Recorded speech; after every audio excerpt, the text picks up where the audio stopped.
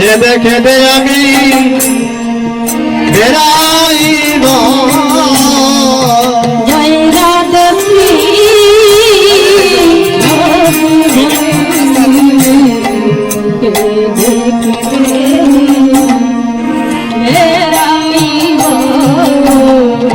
জয় রাধে শ্রী রাধে বলে কেঁদে কেঁদে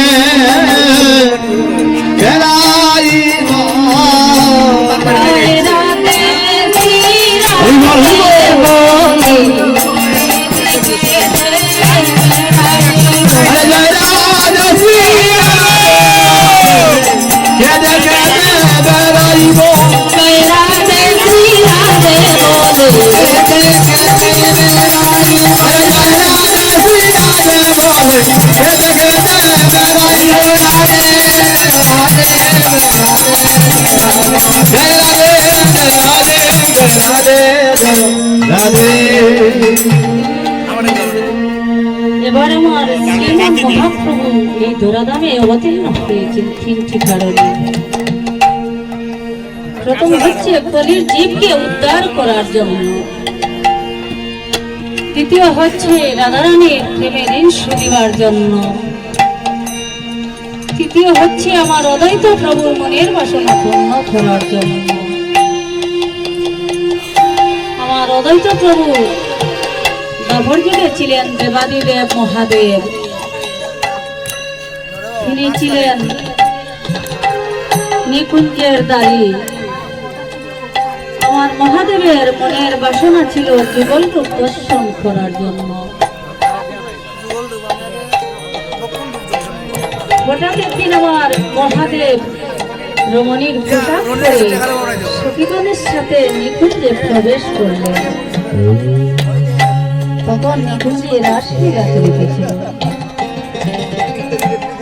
আর যখন আমার দেবাদিদেব মহাদেব নিকুঞ্জে প্রবেশ করলেন, তখন রাসের মধ্যে রসভঙ্গ হয়ে গেল।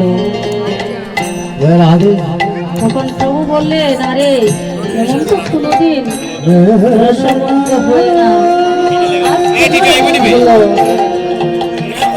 নিশ্চয়ই অন্য কোন পুরুষ প্রবেশ করেছে, যার রাসের মধ্যে রসভঙ্গ হয়ে গেল।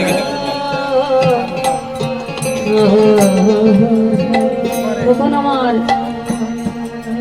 প্রভু বললেন, যদি কোনো পুরুষ লোক প্রবেশ করে থাকো তাহলে বের হয়ে যাও। আমার দেবাদিদেব মহাদেব কোনো সাড়া দিলেন না। প্রভু আবারও বললেন, আরে নিকুঞ্জের ভিতরে যদি অন্য কোনো পুরুষ লোক প্রবেশ করে থাকো তাহলে বের হয়ে যাও, তা না হলে আমি অভিশাপ দেব। আমার দেবাদিদেব মহাদেব তাও কোনো সাড়া দেন নাই। প্রভু আবারও বললেন, আরে কুঞ্জের ভিতরে যদি কোনো পুরুষ লোক প্রবেশ করে থাকে সে যেন গর্ভবতী হয়। তখন আমার দেবাদিদেব মহাদেব গৃহস্থ করে বললেন, হে প্রভু আমাকে ক্ষমা করুন, প্রভু আমাকে ক্ষমা করুন। প্রভু আমার মনের বাসনা ছিল যুগলরূপ দর্শন করার জন্য, প্রভু তাই এসেছি। আমাকে অভিশাপ না দিয়ে প্রভু আমাকে আশীর্বাদ করুন। তখন প্রভু বললেন, হে মহাদেব, এই দাপর যুগে তোমার মনের আশা পূর্ণ হবে না। দাপর যুগে তোমার মনের আশা পূর্ণ হবে না। দাপরের শেষে যখন কলিযুগ আসবে তখন তুমি হবে অদ্বৈত প্রভু আর আমি হব গৌরাঙ্গ। মহাপ্রভু, তখন তোমার মনের আশা পূর্ণ হয়ে যাবে।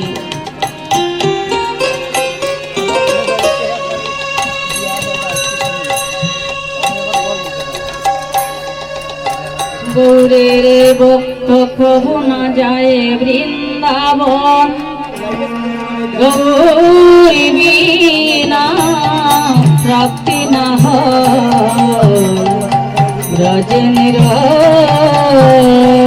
নন্দ। ভক্ত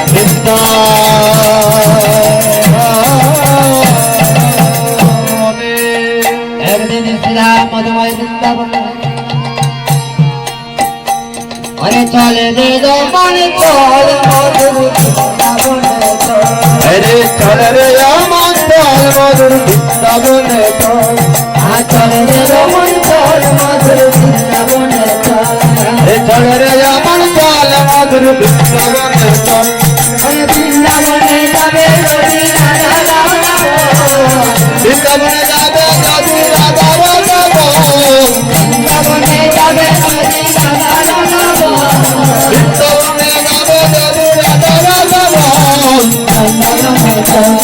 চল রে আমার চল মধুর বৃন্দাবনে চল, চল রে আমার চল মধুর বৃন্দাবনে চল, আমার চল রে চল মধুর বৃন্দাবনে, আমার চল রে চল মধুর বৃন্দাবনে চল, আমার চল রে চল মধুর বৃন্দাবনে চল, আমার চল রে চল মধুর বৃন্দাবনে চল, বৃন্দাবনে চলে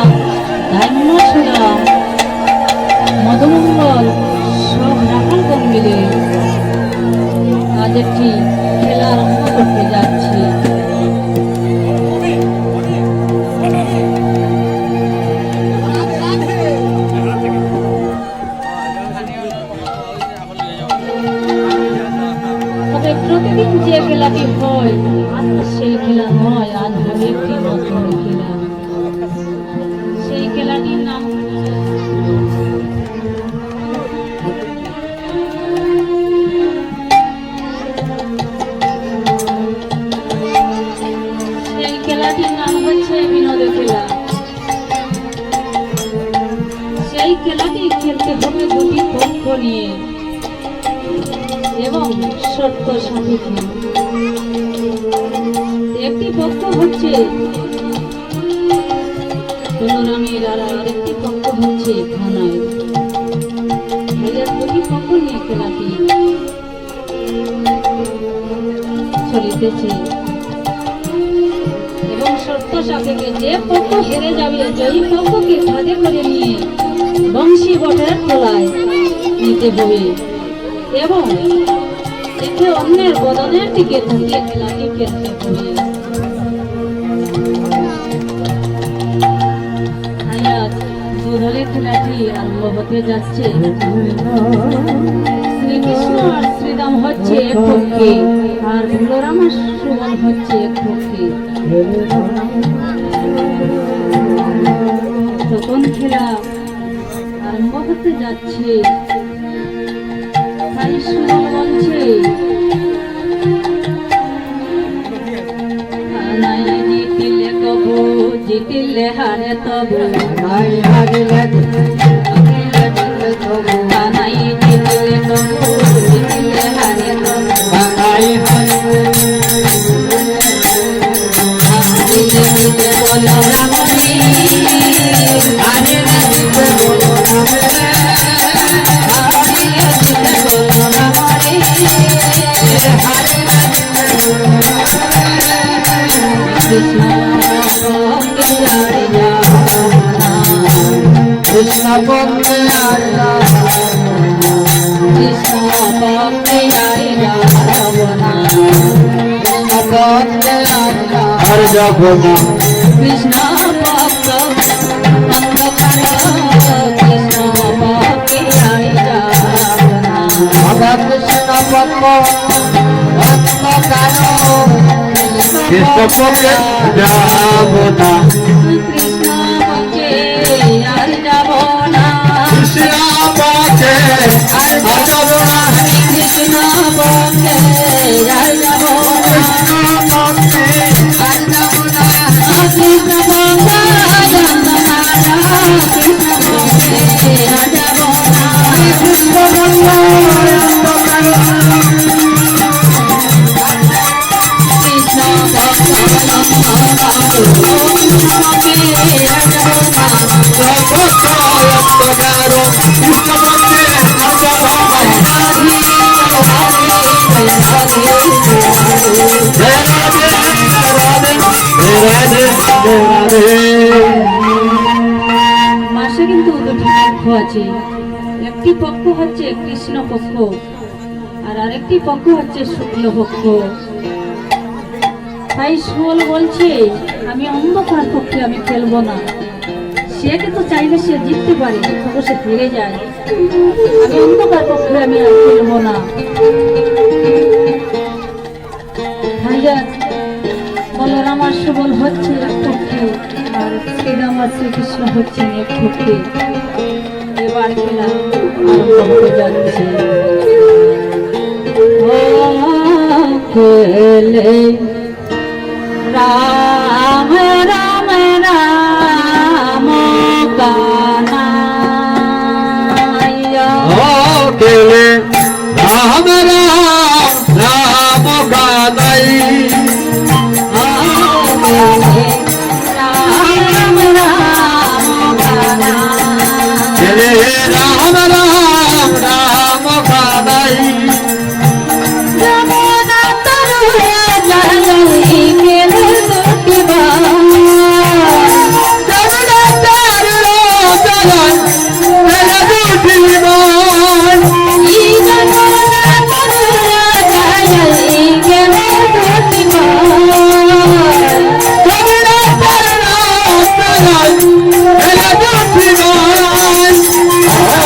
জলই খেলে দুটি বাই। ও কেলে রাম রাম রাম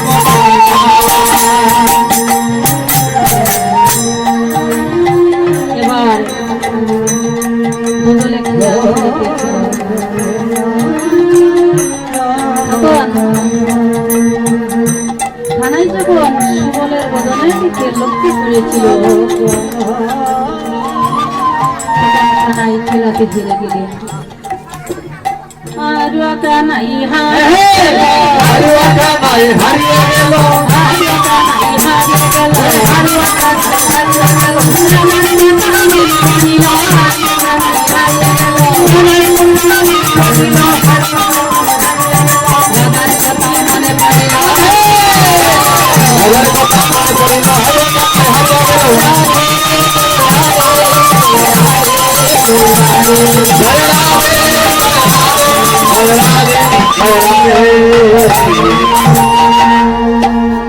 এবার খানাই যখন সুবলের বদনের দিকে লক্ষ্য করেছিল তখন রাজারানীর কথা স্মরণ হয়ে গেল। ভাই এবার খানাই খেলাতে হেরে গেলেন। তার কারণ হলো রাধাকে যদি সুবলকে সে সাজিত করা হয় এবং সুবলকে যদি রাধাকে সাজিত করা হয় তাহলে কে রাধা কে সুবল চিনতে পারবে না। আর যার কারণে আমার কানাইয়া খেলাতে হেরে গেলেন। এখন তো জয়ী পক্ষকে কাঁধে করে নিয়ে বংশী বটের তলায় নিতেই হবে।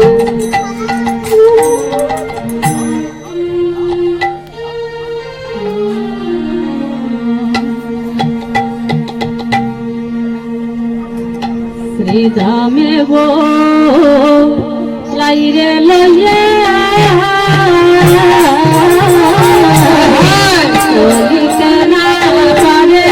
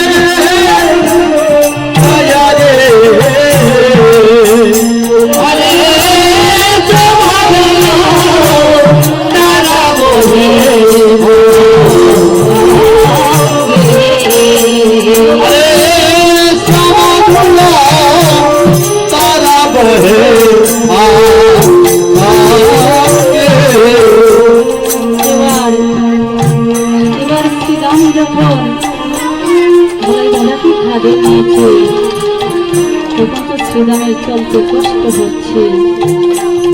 তার কারণ হলো শ্রীরামের ওজন থেকে ধলাই ধরার ওজন দিব, যার কারণে শ্রীরামের শরীর থেকে গাম জ্বর জ্বর করে জ্বরছে। তারপরও ধলাই দাদাকে এবং শিবটের ধলাই নিয়ে গেল। এদিকে শ্রীকৃষ্ণ কি করলেন? ঘোষণয়া টিয়াবাদী